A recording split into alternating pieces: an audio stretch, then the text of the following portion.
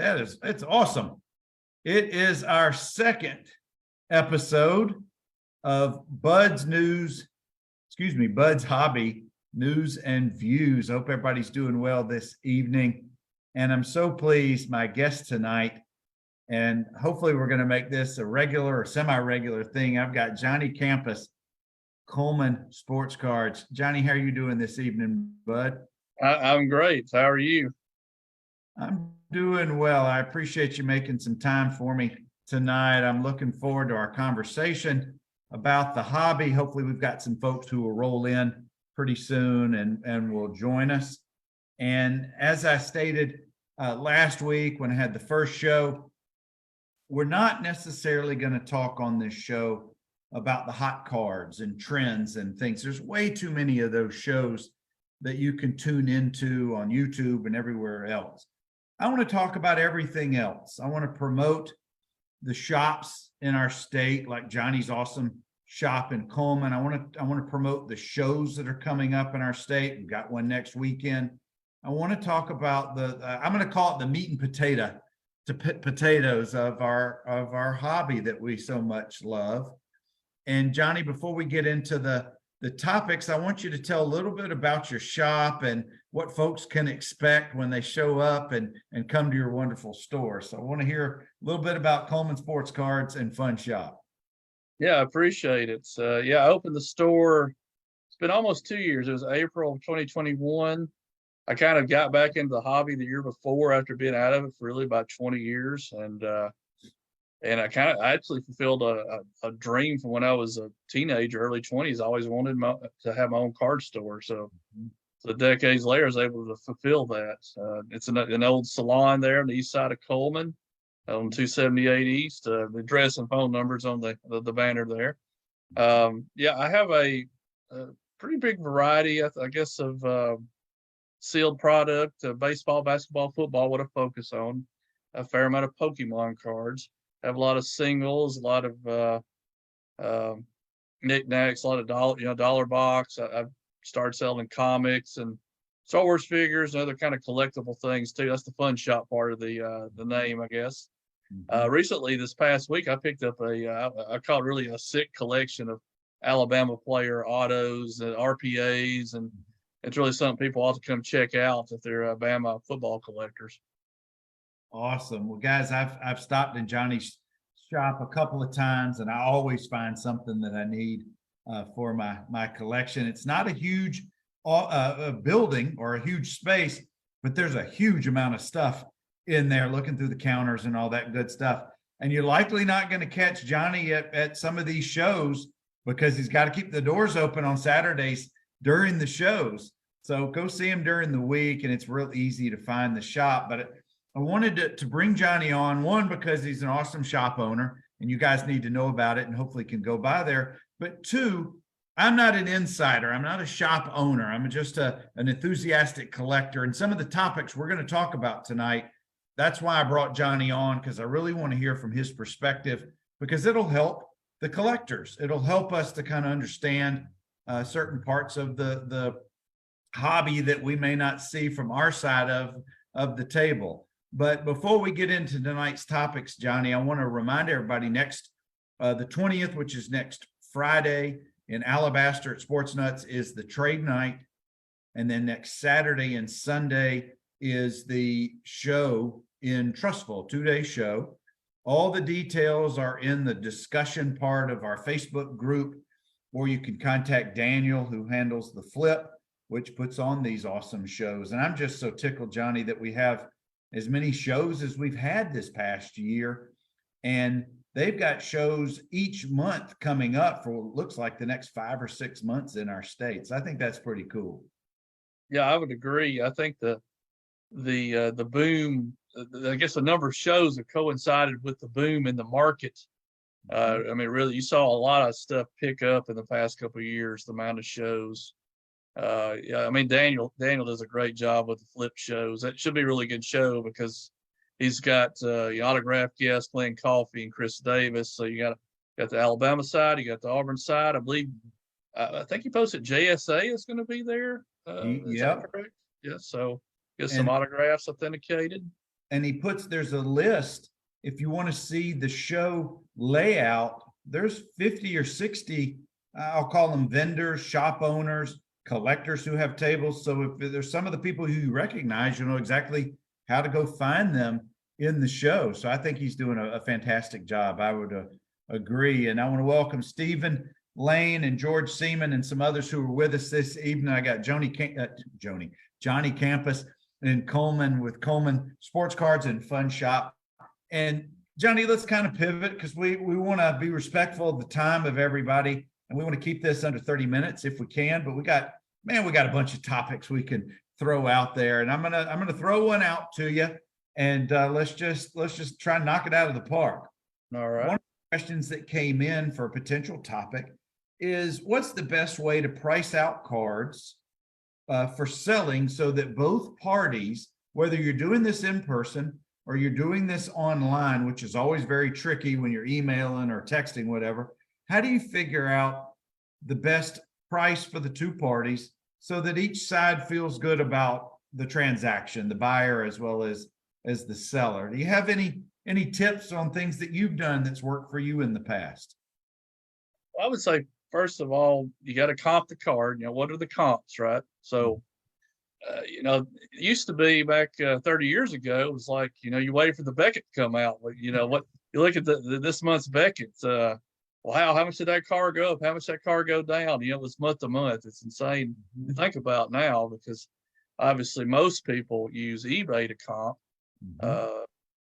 And I think the kind of the standards, you know, take the last like maybe 8 sales of a card.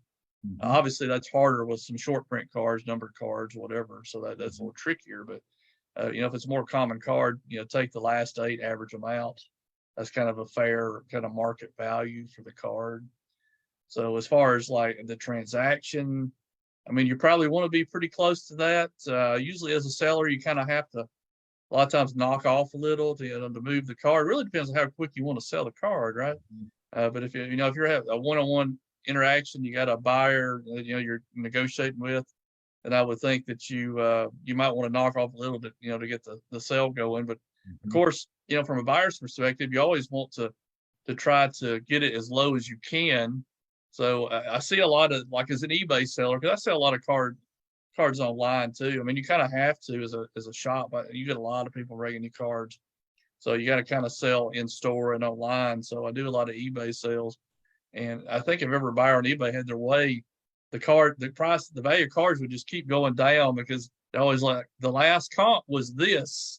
Right. And well, no, the average sale was higher than that. You know, there's a lot of outlier sales, some high, some low. So that's why you average the you know, the price.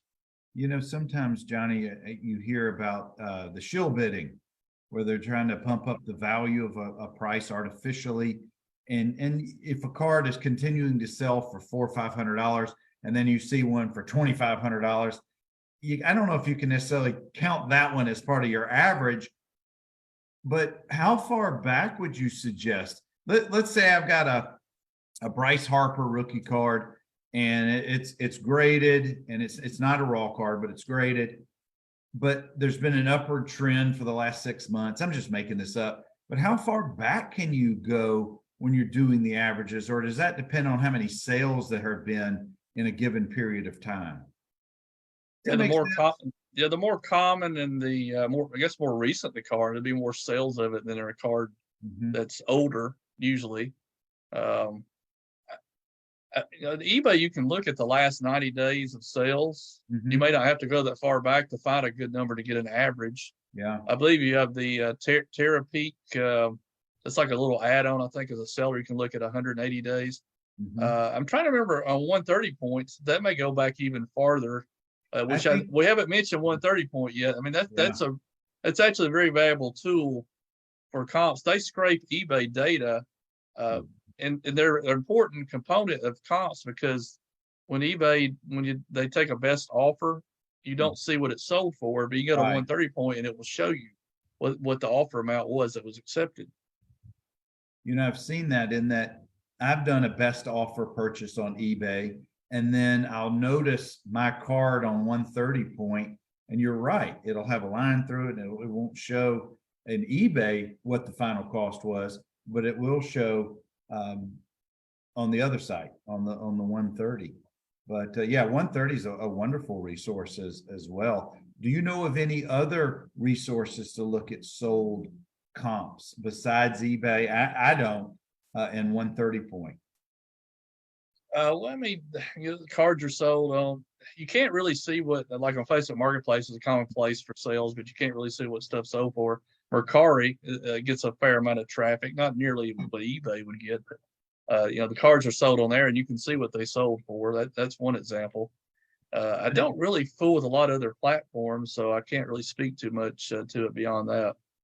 We've got some other folks, Steve Woodham and Ford Nixon have joined us. Thank you, fellas. I'm talking with Johnny Kampis out of Cullman.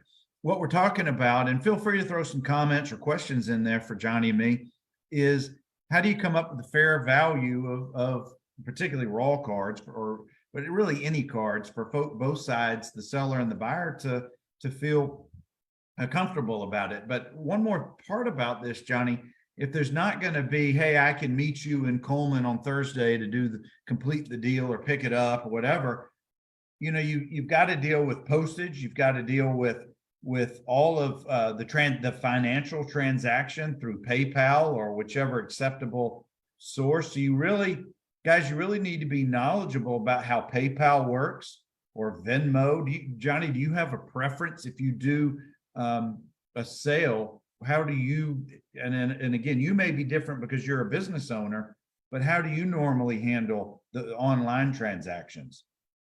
Yes, I actually sell a lot in Facebook groups, particularly a vintage group. I sell a lot of baseball vintage on there. Mhm. And usually PayPal is kind of the standard. I also offer Venmo. Mhm. I mean, a lot of people use the Cash App or Zelle or stuff like that. So really, and there's different levels of buyer protection. Mhm. I think Cash App, if I'm not mistaken, there's no way to purchase something with buyer transaction. Mhm. Zelle may be the same way, but I know with both PayPal and Venmo, there's ways that you can pay and they've got to get it to you, or that you can get a refund. Which I should emphasize on PayPal, there's two different ways to pay: goods and services and friends and family. Mhm. So goods and services is the way you'd have to pay to have a protection as a buyer.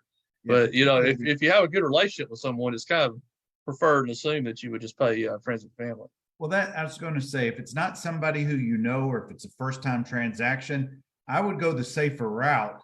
Mhm. Or if you're new to PayPal, or if you're new to Venmo and those other online financial transaction apps, learn them. Go to YouTube, watch some videos, and become familiar with it, because you can get burned pretty quickly.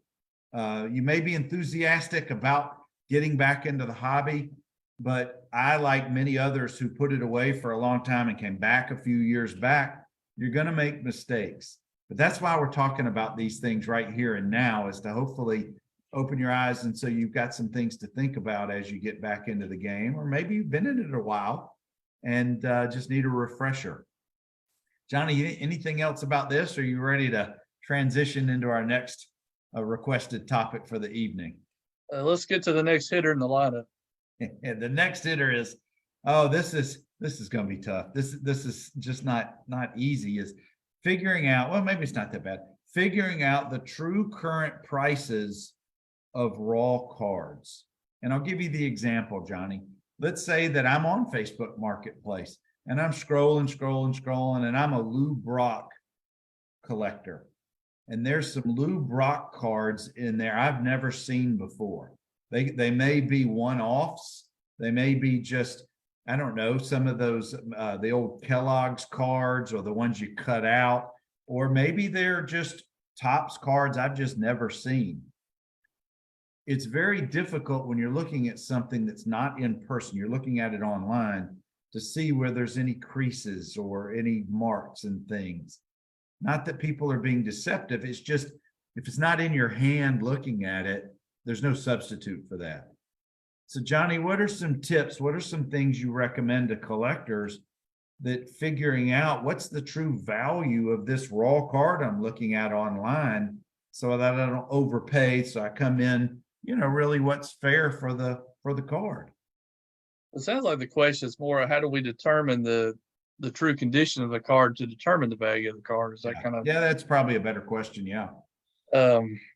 Yeah, I mean, you can always ask for more photos, first of all. If you're interested in buying something, ask for more photos.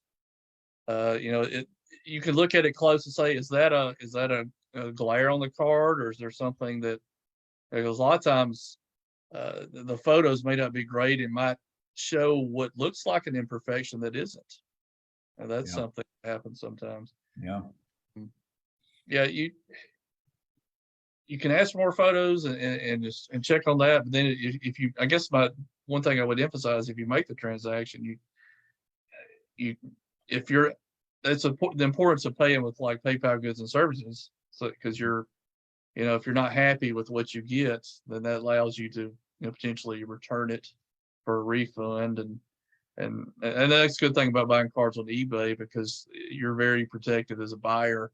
If a seller, says a card is, excellent condition, and really it's more like good, that's a pretty big step down, So, if you're not happy with it, you can send it back. So, I mean, eBay is a great way to buy vintage or cards that, maybe not necessarily be mint condition, just for that fact. The objective versus the subjective is always whenever it comes to the raw cards. That's really tough online. Personally, if I'm going to buy vintage, which is that's my lane, I would prefer, if it's going to be online, I'm going to buy a graded card. I know what I'm getting. It takes out the subjective part of it. Now, when I go to shows, or if I go to shops, when I can look at it with my eyeballs in my hand, then I feel much more comfortable about making the purchase that way. But everybody has their own. But Johnny, and I'm sure you get that in your store. You've got a wonderful selections of raw vintage and even more modern cards. But folks, it's very easy. Just say, Johnny, will you show me that card? And he pulls it out, and you can just examine it right there as long as you want. You ever have folks bring in magnifying glasses or any other tools to look at cards? I really haven't, but I have a magnifying glass on hand if someone wants to use it. So I have that at my disposal for them to help them out. There's a shop in Atlanta, and I'm drawing a blank which one, because I've been to several in there, but they actually have on their counter not only the magnifying glasses, but they have bright lights that they'll turn on for you. So you can do your examination right there, and hopefully takes out all doubt. Oh, nice. This is Bernard Nomberg out of Birmingham. I run Bud's Ball Cards. I'm the moderator and administrator of Alabama Sportscards Collectors Group, the Facebook group that we're sending or showing this, our weekly news show called Bud's Hobby News and Views. And I've got Johnny Kampis from Cullman Sportscards with us this evening. And we're running through, again, what I call the meat and potatoes of the hobby, stuff that may be absolutely stuff that you already know about for the advanced and more serious collectors. But this is also for folks who are just getting back into the hobby, or people who just, for whatever reason, don't want to ask the questions in the public forum. We're just here to provide some good information, I think. We're going to be doing this each week, hopefully. We may take a week or two off here or there, but as long as we've got some great guests and great content like tonight, we're going to keep coming on Sunday nights between 7 and 9 p.m., depending on our schedules. Johnny, we got a couple more topics. We got a few more minutes. Card show strategies is the next topic. And we're going to take the approach, not as the vendor, not as the seller who has a table, but as a patron who's coming to, for example, this show. And I think the show in Trustful, or you could be going to the Nationals, a little bit different strategy there because it's so much bigger and more advanced to see. But I want to take the approach, as I'm a patron coming to the card show in Trustful. What are some things, they may seem obvious, but I want to just kind of run through some things about trying to get prepared and not feel like I'm drinking from a fire hose, that there's so much coming at me. Talk a little bit about some strategies as a patron who pays his $5 and goes into the show. Well, first of all, have a lot of cash because although, PayPal, Venmo, and other type payment services are more and more common and prevalent, and or even people can a lot of times read credit cards with their Square app or reader.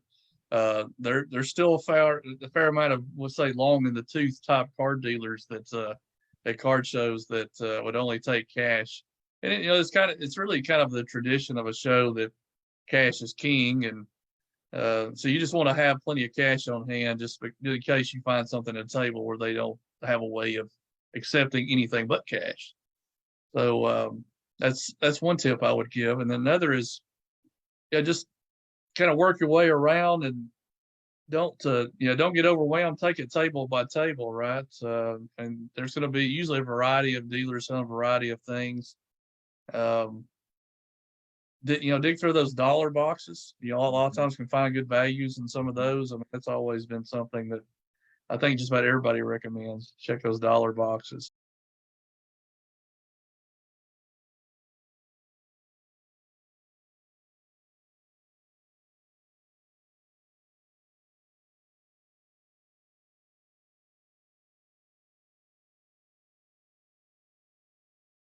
Dig through those dollar boxes. A lot of times can find good values in some of those. I mean, that's always been something that I think just about everybody recommends. Check those dollar boxes.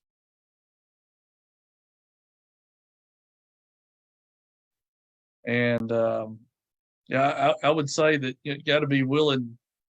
If you see something you like, unless it's just a stupendous deal, I would just kind of make a mental note of where you saw it and see if you can't find a better deal somewhere else. If you can't get someone to budge off their price, because you're going to regret it if you find it much cheaper at another table after you've already bought the other one. Or you're going to really regret it if it's gone by the time you come back through. Well, that too, but that's why I say unless it's a stupendous deal, if it's closer to comps, this is something you just really got to have, and you don't think you'll find another one. I would just kind of recommend waiting if you can't get them to come down on their price. And Saturday's price may be different on Sunday. Yeah, that's another good point. It's still there. Sellers, vendors, they want to get rid of their product if they can. Early morning, at a show, you're going to find maybe the coolest stuff. Yeah. Maybe the best deals if get lucky on some stuff. But I think overall, you're probably going to find better deals toward the end of a show when people are ready to dump their stuff. Sometimes guys will sell, whole boxes or even whole tables of stuff for a pretty good price, just to get cash, to get revenue, and not have to haul it home. I set up at a show at Scottsboro a couple of years ago, and the guy next to me sold his entire table. He had a sign, "Buy me out for X dollars." And within like 3 hours of us being there, he had a deal. He was done. He left. But I was gonna, just as a supplement, some of the things that you just said, cash will sometimes get you discounts. Credit cards, you may have to deal with an extra fee, a couple of percent, because that's the cost of the dealer having to pay Visa or whomever. So just a thought there. Walk around, take photos of the booth where you saw the cool card, so you'll remember where it is. Because if you're at 100 table, 200 table show, it's easy to get discombobulated, and you'll forget where that card or whatever that memorabilia piece was. Dr. Beckett has preached for years how much he loves those dollar boxes at the National, and is always touting how he finds such great finds in those. So Johnny, you're spot on when it comes to those dollar boxes. And I would take, this is just what I do. I have a thin little, I don't even see it, a thin little book where I've got my want list, where you put it, either you put it on the notes section of your phone, or you have a physical book and you write stuff down. Have an idea of what you're looking for as well. This way you can kind of hopefully focus a little bit. You're not so scattered that everything looks great and you lose focus. Well, why didn't I get, my Hank Aaron card that I've been looking for? I saw 3 of them, but then I ran out of money. So those are just some ideas. But the main thing is just have fun. Don't put pressure on yourself. Talk to folks. There's nothing more that I think, Johnny, tell me if this is rings true for you at the shows you've been to as a vendor or having a table. Engage in conversation.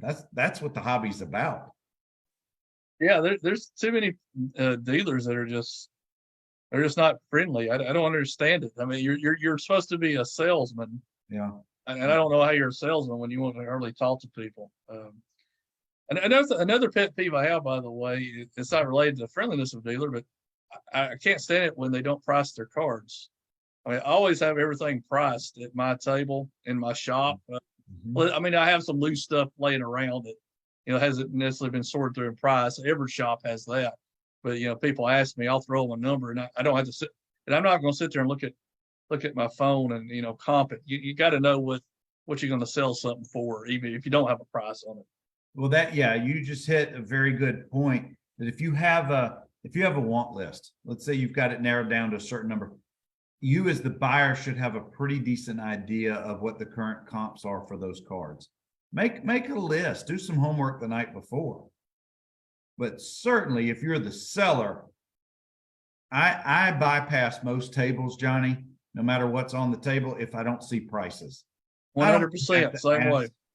I don't want to have to keep asking how much. And then the dealer or the vendor will, well, I don't have time to price all these out. Well, then I don't have time to stop at your table. And that's just me. Others may have more patience, but I want to see everything that's out there. Johnny, before we get out of here, that was 3 good topics. And for each of these topics, we could have spent the whole 30 minutes talking about, but we're going to try and hit a few topics every time. I know we're going to talk about Fanatics and what they're doing to local card shops and how they're kind of turning the industry upside down from your perspective. That'll be one for next time, but we'll save that. But what I want to close on, Johnny, is if I come into your shop this week, what's some of your hot products? What's going on in the shop that you're not sure they're going to be around a whole week or two? Well, I promoted the aforementioned Bama stuff that I got. That's definitely been moving pretty quick. I've got a deal cooking. It probably won't happen this week, and this is something you'll be excited about, Bernard. I don't know if I mentioned this to you in our conversation. There's a lady in Cullman. Her husband their family had a convenience store. They sold some cars out of back in the 90s and the early aughts. And he passed away several years ago, and they've had their stuff in storage. And I've heard it's kind of a legendary vintage collection in the area. And I've been talking to her about trying to buy it from her. And I looked at it last week, and there's definitely some good stuff in it. So hopefully I can get that and add that to the collection in the store. But that won't be this week. It probably maybe next week. Hopefully I have that. But you tell me what day and what time to be at. Yeah, I'll let you know. There'll be a race to the store when I first have that available, probably. I'll be there to open up the shop with you. Well, Johnny, but as far as stuff this week, I got NBA hoops hobby boxes being this week, and then trying to think. I get Mosaic football blasters. I know it's a couple products I'll have this week. Guys, look over Johnny's shoulders. That's what it looks like when you walk in that shop. Now, what you don't see right there is the counters that are just full, those shelves. But Johnny, thank you for being with us tonight and sharing some of your insider knowledge and experience about some pretty good topics that I think anybody who's in the hobby really wants to know more about. I appreciate you having me. Absolutely. And guys, this has been another episode of Bud's Hobby News and Views, and we're going to keep trying to do these each week if we can. And just keep coming back and get into the Alabama Sports Card Collectors group. We've created 2 new chats. There's one chat, and this is through Facebook Messenger. There's one chat that's dedicated to the show, topics that you guys can always suggest that you want us to address on the show. Then we have another chat that is just going pretty nuts right now. And I finally have given in to allowing for buying, trading, and selling, not in the main discussion part of the group, but in that Facebook chat. So if you'll find that, it's very easy in the guides section. We have 3 sections in the guides on the page. One is dealing with all of the card shops, including Johnny's in the state, all the contact information, locations. 2 are all the upcoming shows, and there's a host of them. But 3 is buying, selling, and trading chat. Go find that. A lot of discussion in the last 3 or 4 or 5 days there. But thank you as always for those who tuned in. I'm looking forward to the next time that we get together. Johnny, I hope you have a great rest of your weekend. And you guys be safe, be well, and keep promoting the hobby. Take care.